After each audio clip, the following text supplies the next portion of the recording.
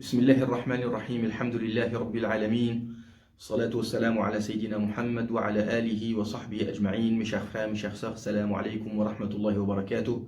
On se revoit encore une fois pendant un vendredi pour le rappel, vu la situation de confinement qu'on vit. On se rapproche petit à petit du mois de Ramadan.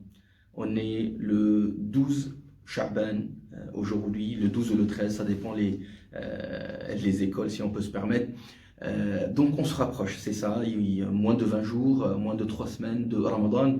Et on a dit que Ramadan, ça se prépare. Ramadan, la spiritualité pendant le mois de Ramadan n'est pas une révélation, n'est pas un secret. Il faut travailler, préparer son cœur, son âme pour pouvoir exceller pendant le mois de Ramadan et pour pouvoir évaluer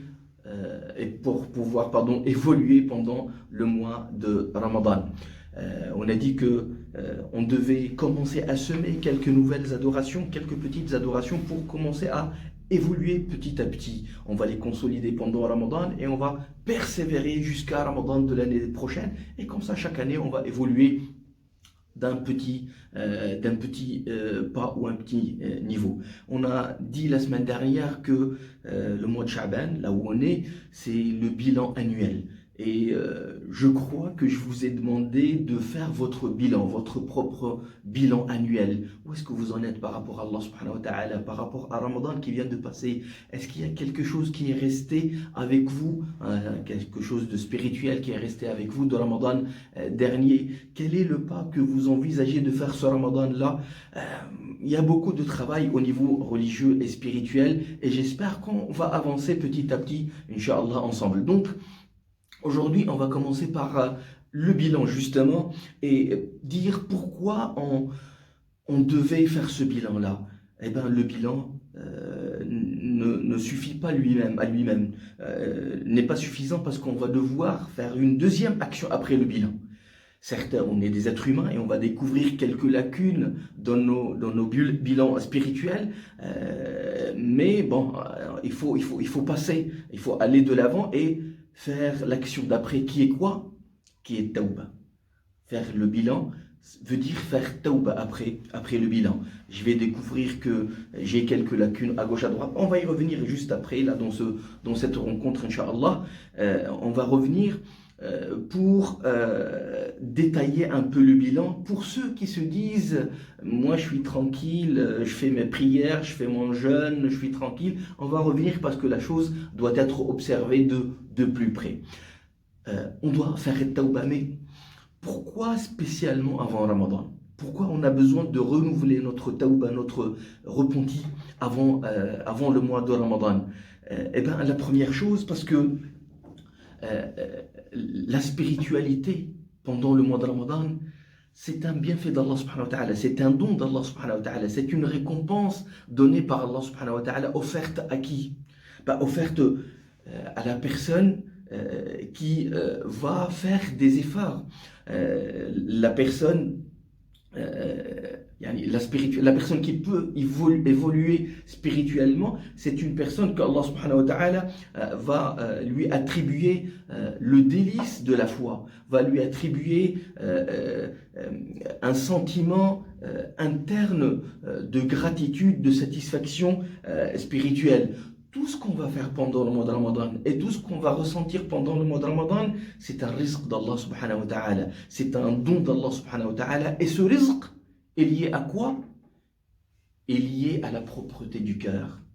Et le cœur ne sera propre que si on se repentit et on demande pardon à Allah subhanahu wa ta'ala de tout ce qu'on a fait comme péché auparavant. Donc,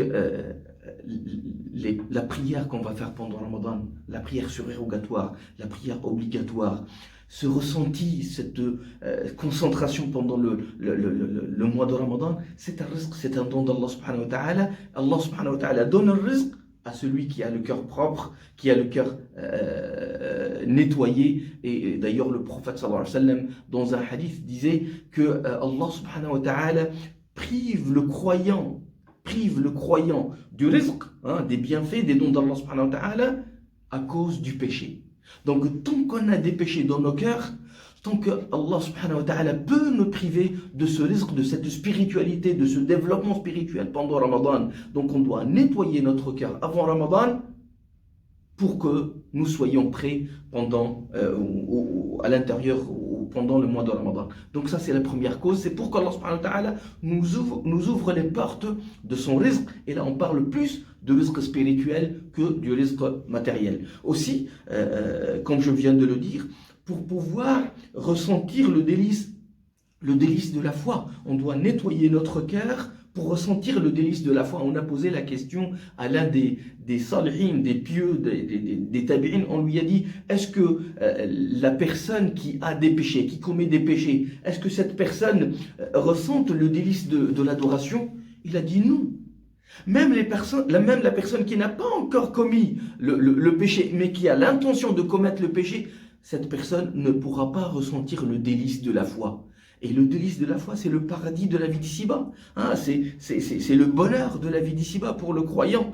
Donc nous devons faire toutes les causes pour préparer notre cœur à accueillir ce délice de la foi. Parce que c'est ce délice de la foi qui va générer de l'énergie. C'est ce délice de la foi qui va nous donner la capacité à aller plus loin dans l'adoration. L'adoration, par définition, demande un effort. L'adoration, la prière, le jeûne, l'invocation, la prière de nuit, comme on a vu il y a 2 ou 3 semaines, ça demande de l'effort. Ce n'est pas aussi facile. Mais si avec cet effort, il y a de la douceur, ça va être facile. Je vous donne juste un exemple de notre vie d'ici-bas qui va nous faciliter la compréhension de ça. Vous savez, les femmes, quand elles accouchent, c'est une douleur atroce. C'est la douleur la plus atroce qu'un être humain peut vivre d'une manière naturelle dans cette vie d'ici-bas, comme disent les médecins. Cette douleur, si la femme ressent que de la douleur, depuis le premier enfant qu'elle va mettre, elle va plus vouloir redonner d'enfants, refaire des enfants. Qu'est-ce qu'Allah subhanahu wa ta'ala a fait?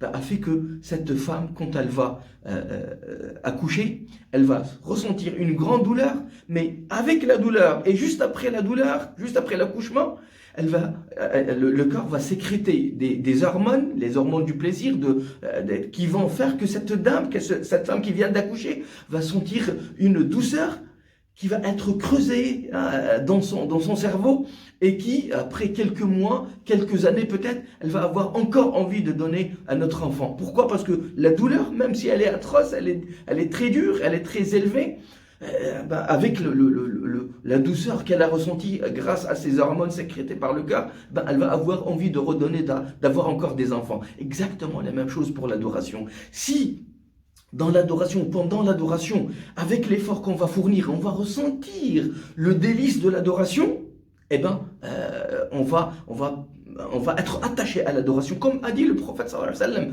Arihna biha ya Bilal. Quand il parle à Bilal, radiyallahu anhu, il lui dit donne-nous, laisse-nous, ouvre-nous, amène-nous à ressentir ce délice de la foi à travers l'adoration. Donc Bilal il fait l'adhan et on commence l'adoration pour sentir le plaisir de la foi, le plaisir de l'adoration. D'ailleurs, l'un des tabi'in disait Masakin ahl ad-dunya. Les gens de dunya, les gens qui ne vivent que de dunya, que pour dunya, ils font pitié. Parce qu'ils vont sortir de cette vie d'ici-bas sans goûter la chose la plus délicieuse dans la vie d'ici-bas. Et c'est quoi la chose la plus délicieuse dans la vie d'ici-bas? On lui a dit, on a posé la question à ce pieux, quel est le délice, qu'est-ce qui fait le délice de la foi? Il a dit, la connaissance d'Allah subhanahu wa ta'ala, l'adoration d'Allah subhanahu wa ta'ala et ressentir la proximité d'Allah subhanahu wa ta'ala. Vous avez certainement senti ça, parce que Allah subhanahu wa ta'ala, Al-Karim, le généreux, ne laisse pas le croyant jeûner, prier pendant des années, sans lui donner l'occasion au moins une seule fois pour déguster le plaisir et le délice de la foi et de l'adoration. Eh bien, la personne, quand elle se débarrasse de ses péchés, elle sera plus amenée à ressentir le délice de la foi. Donc on a besoin de ressentir ce délice pour augmenter notre rythme d'adoration et pour évoluer de plus en plus. La personne qui fait l'adoration sans ressentir le délice de la foi, eh ben, il va ressentir que la douleur. Et du coup, nous, en tant qu'être humain, on est motivé par deux choses, le plaisir et la douleur. Ça, à la base, c'est tout. Tout se résume à ça. Plaisir, on va y aller, douleur, on va s'éloigner. Si la personne ne ressent que la douleur de l'adoration, ben, il ne va pas continuer, il ne va pas persévérer. Et c'est ça le défaut des débutants, ceux qui commencent à revenir vers Allah subhanahu wa ta'ala et qui reviennent d'une manière un peu archaïque, un peu traditionnelle. Ben, ils ne voient dans l'adoration que la douleur de faire les ablutions, d'aller à la mosquée, de faire la prière, à Ramadan, de jeûner pendant toute la journée. S'ils ne ressentent que la douleur, ben, ils vont baisser le volume d'adoration et du coup, malheureusement, peut-être ils vont même arrêter d'évoluer et spirituellement. Donc, se repentir nettoie le cœur, le favorise à déguster le délice de la foi. Déguster le délice de la foi nous amène à s'attacher plus à l'adoration et encore évoluer spirituellement. Et c'est un cercle virtuel. Plus on fait d'efforts, plus on va ressentir et plus on va évoluer vers Allah subhanahu wa ta'ala. Maintenant, on va revenir à ceux, comme j'ai dit au début, ceux qui vont dire « Mais moi, mon frère, je fais la prière depuis 30 ans, je fais la prière depuis 20 ans, je n'ai pas de péché, je fais mon ramadan, je suis tranquille, je suis sur le droit chemin, de quoi je vais me repentir ?» Et là, on va revenir à notre bilan et on va l'affiner un peu plus. Revenons à la base, la première chose qui est la connaissance d'Allah subhanahu wa ta'ala. Est-ce que tu as fait l'effort de connaître Allah subhanahu wa ta'ala comme il se doit? Est-ce que tu connais Allah subhanahu wa ta'ala comme il se doit? Est-ce que tu as approfondi ta connaissance d'Allah subhanahu wa ta'ala? Tu as suivi des formations, tu as lu des livres, tu as assisté à des cours pour connaître mieux Allah subhanahu wa ta'ala? Parce que la première obligation du croyant sur cette terre, c'est connaître Allah subhanahu wa ta'ala. Il nous a doté du cerveau, la machine la plus complexe de l'existence de l'univers, pour connaître Allah subhanahu wa ta'ala. À quel niveau est ta connaissance d'Allah subhanahu wa ta'ala? Tu as assisté pendant l'année dernière ou depuis 20 ans à combien de cours de aqidah qui traitent des attributs d'Allah subhanahu wa ta'ala, des noms d'Allah subhanahu wa ta'ala, du pouvoir d'Allah subhanahu wa ta'ala?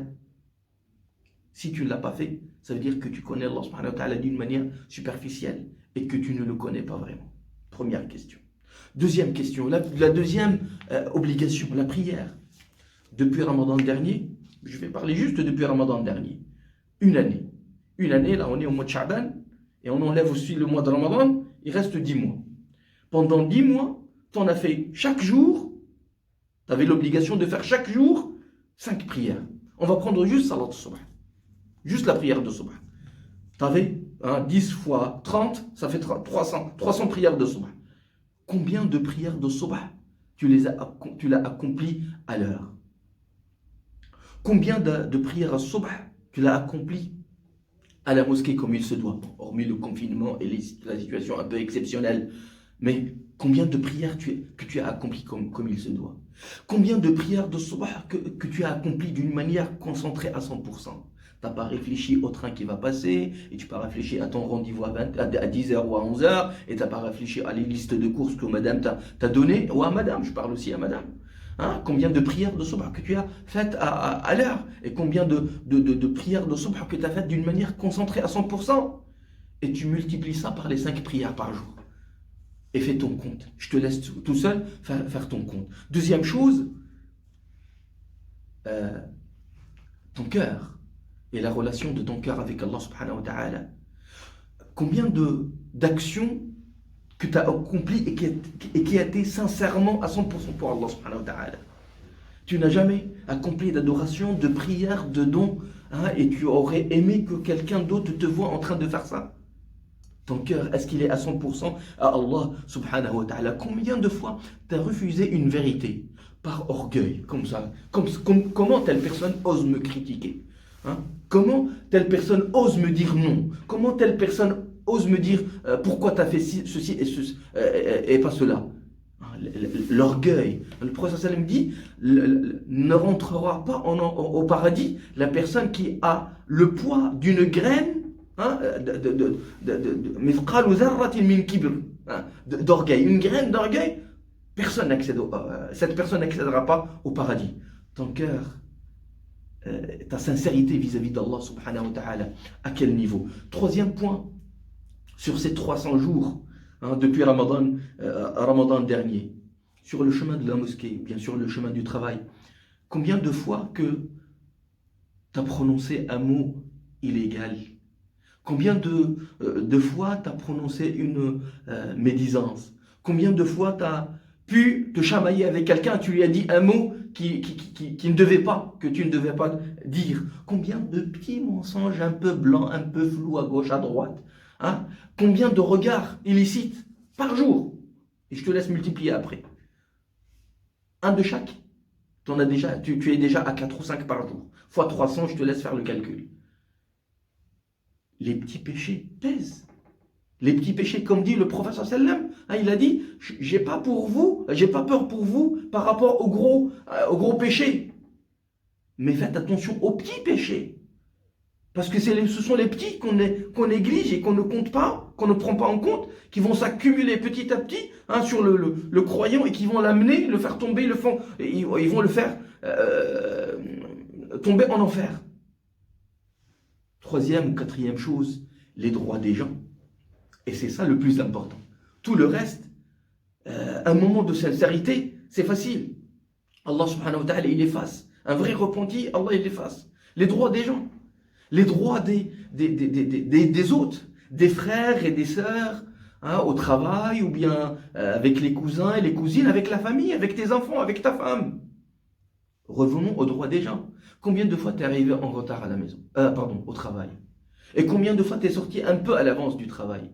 Et combien de fois tu as prolongé la pause d'une minute ou deux? Tout ça est compté, tout ça est comptabilisé. Allah subhanahu wa ta'ala ramènera tout le jour du jugement dernier. Combien de fois tu as bâclé un petit peu le travail, tu ne l'as pas rendu comme il se doit, tu as été fatigué, tu as été en colère, tu as été dans une situation un peu spécifique et tu as un peu bâclé le travail pour ne pas dire que tu as même négligé ton travail, tu ne l'as pas bien fait. Combien de fois, mon cher frère ou ma chère sœur, tu as vendu un produit et tu savais qu'il y a un petit défaut à gauche à droite, une petite anomalie à gauche à droite. Tu ne l'as pas dit au client. C'est bon, il va l'avoir chez lui, et ça sera trop tard pour lui. Que tu sois boulanger, que tu sois pâtissier, que tu sois chef d'entreprise, que tu sois taxieur, que tu sois médecin,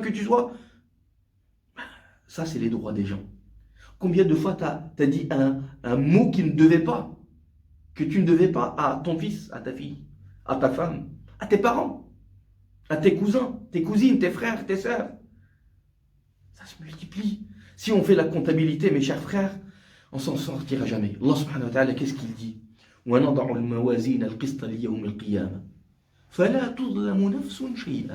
mettra la balance la plus sensible, la plus exacte le jour du jugement dernier. Et il n'y aura aucune injustice, quelle que soit cette injustice et quelle que soit la finesse de cette injustice.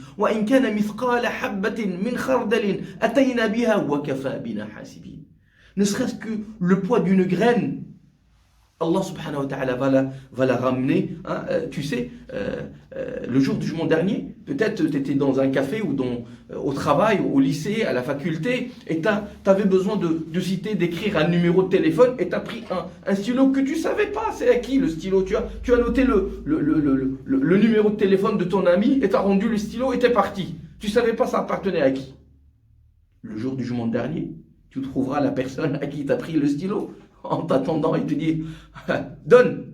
Je donne quoi? Mais tu vas donner, tu vas payer. Tu vas le payer. Parce que tu l'as pris sans autorisation. Et le jour du jugement dernier, personne ne cédera le poids d'une graine.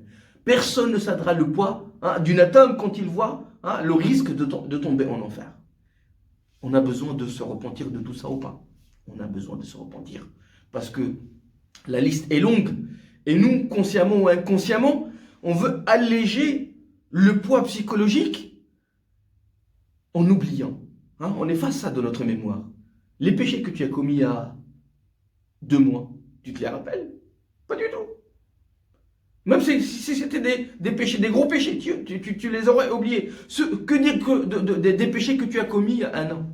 Que dire des péchés que tu as commis il y a 5 ans, il y a 10 ans, il y a 20 ans? Allah subhanahu wa ta'ala prescrit tout. Hein? Prescrit tout, Allah subhanahu wa ta'ala. Mais toi, tu peux oublier. Et bien, tu retrouveras tout devant toi le jour du jugement dernier. وقالوا يا ويلتنا ما لهذا الكتاب لا يغادر صغيرة ولا كبيرة إلا أحصاها ووجدوا ما عملوا حاضرا ولا يظلم ربك أحدا. Ils vont se dire, qu'est-ce qu'il a ce registre qui n'oublie rien, qui ne délaisse rien, ni gros ni petit. Donc on trouvera tout ce qu'on a fait devant Allah subhanahu wa ta'ala. Dernier point duquel on va devoir se repentir, c'est Ramadan dernier. Ou les Ramadan derniers. Et là, on va élargir un peu le champ. On va élargir un peu le champ. T'as jeûné combien de Ramadan, mon frère, ma sœur? T'as jeûné combien de Ramadan? Depuis 10 ans, depuis 15 ans, depuis 20 ans, depuis 30 ans, depuis 40 ans? Depuis combien de Ramadan tu jeûnes d'une manière, de la bonne manière ou de la meilleure des manières? Combien de fois tu as jeûné d'une manière sérieuse? Combien de fois Ramadan s'est focalisé sur la spiritualité, pas sur la table de le Maghreb? Combien de fois tu as accompli ton adoration pendant le mois de Ramadan d'une manière concentrée, sans aller chercher ou penser aux courses que tu vas faire dans le marché? Globalement, notre journée pendant Ramadan se déroule, je vais caricaturer un petit peu, mais assumez-moi assumez cette petite taquinerie. En général, Ramadan se déroule de cette manière-là. On se réveille, pour ceux qui se réveillent à Salat al-Fajr, hein, on se réveille à l'imsak pour faire suhour, hein, et puis on va redormir, surtout ces dernières années, hein, là où le Fajr est un peu trop tôt. Donc beaucoup de frères et de sœurs ne se réveillent même pas pour le Fajr. Hein, ils font l'imsak à minuit, à 1h du matin, ils s'endorment, ils se réveillent qu'à 8h ou 7h du matin. Combien de fois malheureusement on est tombé dans ce péché-là? Puis on va partir, on va se réveiller à 8h, 8h30 pour aller courir vers le travail. Et combien de fois on est arrivé en retard? Et puis on est au travail, pas d'énergie. Ou bien parce qu'on a trop mangé le matin dans ce jour, ou bien parce qu'on a trop mangé la veille. Et donc on est affaibli pendant le travail, on est sur les nerfs, on est en colère, on cherche la bagarre à gauche et à droite. La personne qui parle avec nous ne sort pas indemne. Et puis on cherche la petite excuse pour aller bailler, pour se reposer, s'étaler sur le bureau. Et on réfléchit à quoi? On réfléchit à le Maghreb. Hein? Et le téléphone de temps en temps, c'est madame, de temps en temps, c'est moi. Hein? Allez, ce soir, qu'est-ce que tu vas nous préparer? J'ai envie de boire ceci, j'ai envie de manger cela. Après le travail, on va gratter un peu les minutes pour sortir, hein, et passer par le supermarché, hein, et on va cumuler les envies. Et madame, elle est depuis 14h dans la cuisine pour préparer le dîner à 20h ou 21h du soir. Et la table, quand elle est prête, quand elle est devant nous, on va se lâcher, hein, comme des fauves. On va remplir à gauche, à droite, sucré, salé, chaud, froid, etc. Et malheureusement, on ne va pas pouvoir manger tout ce qu'on a préparé. Et 80% de ce qu'on a préparé va rester. Le lendemain sera jeté et rebelote. Et des musulmans qui sont en train d'agoniser quelque part dans le monde, hein, au Yémen, en Syrie, en Afrique, au Pakistan, au Bangladesh, les Ouïghours, etc., etc. Le lendemain, la même chose. Globalement, c'est une journée. J'ai exagéré un petit peu, c'est pas grave, mais pour que chacun d'entre nous se retrouve dans ce que je viens de dire. Est-ce que c'était ça Ramadan? Et j'ai oublié Salat al-Tarawih. Hein, on va courir la dernière minute en Salat al-Tarawih et on va somnoler derrière l'imam en attendant, regardant le temps, bailler. Et quand est-ce que l'imam va dire salam alaykoum? Quand est-ce qu'il va en finir? Et des fois, on n'a même pas le courage de rester jusqu'à la dernière rak'at. On va faire 2 rak'at et se sauver, hein, aller dormir. Est-ce que c'est ça Ramadan? Est-ce que ce Ramadan, de cette manière-là, ne demande pas de tawbah? Ça demande de tawbah. C'est ce qu'on va voir, bi'idhnillah, comment concrétiser notre repentir la semaine prochaine, bi'idhnillah. J'espère que je n'ai pas été aussi sévère, mais c'est pour notre bien, juste pour se retrouver, pour un peu voir ce qu'on fait comme gaffe, qu'on ne ressent pas dans tous les jours, et on essaie d'oublier, de mettre dans les dossiers, hein, oublier derrière. Mais il faut voir ça devant nos yeux, parce que le jour du jugement dernier, tout sera présent devant nous. Barakallahu fikum, Jumu'ah Mubaraka. Réfléchissez. Commençons à réfléchir comment est-ce qu'on veut vivre Ramadan prochain. Comment être en bonne énergie. Comment ne pas trop gaspiller. Comment évoluer spirituellement pendant Ramadan qui viendra et en étant propre, en ayant le cœur propre et se repentir d'une manière sérieuse. Barakallahu fikum, sallallahu wa sallam wa barak ala Sayyidina Muhammad wa ala alihi wa sahbihi ajma'in. Qu'Allah subhanahu wa ta'ala vous donne le délice de la foi, qui nous donne à nous tous, qui nous donne le courage, hein, de nous repentir, de demander pardon et d'évoluer spirituellement. Assalamu alaikum wa rahmatullahi wa barakatuh.